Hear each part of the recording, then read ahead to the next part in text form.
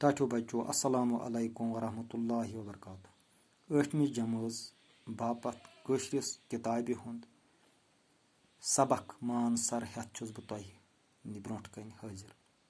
टाठो बच्चों मानसर अख झील यह जमिस मज वाक़ा बह पर अम सबकुक कह हिस्स तुह थो ओकुन जुन। मानसर अख मारिमुंद सर जम शहर पे मशरकस कुन 59 किलोमीटर दूर।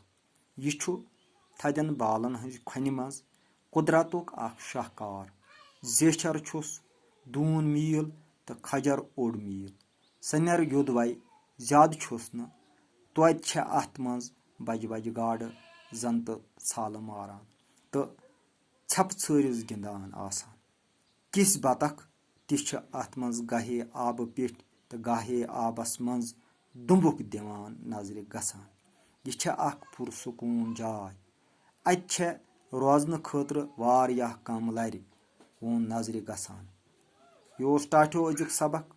उम्मीद छम कि तुह थो ओकुन तवज्जो।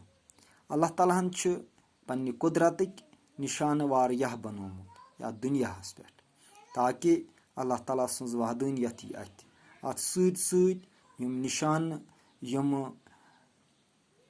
अल्लाह ताला हन सरन हंदिस रंगस मज जंगलन हंदिस रंगस मज नागन तो नयन हंदिस रंगस मज सूरतस मज दरियावन हंदिस रंगस मज समंदर हंदिस सूरतस मज यम अल्लाह ताला हन पनुन कुदरतिक शाहकार तो कुदरतिक निशानात थोमित।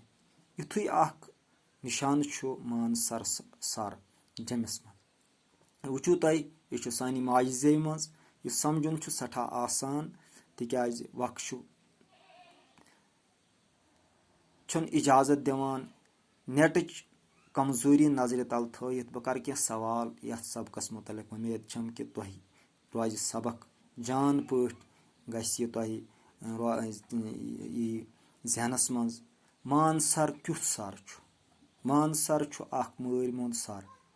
यह कथ शहरस मज वाक़ा। मानसर शहर जम शहरस मज वाक़ा। मानसर झीलुक खजर तो जेचर कूता मानसर झीलुक खजर दून खजर मानसर झीलुक जेचर दून मील तो खजर ओड मील। मानसर झीलस मज कम बतख मानसर झीलस मज किस बतख। मानसर झील किस जाय मानसर झील सठा खूबसूरत जाय। और कम और वारियाहन जायन हंद सैलानी यह अजुक सबक। उम्मीद छम तुह दियो परनस सत लेखनस कुन तवज्जो। वसलाम।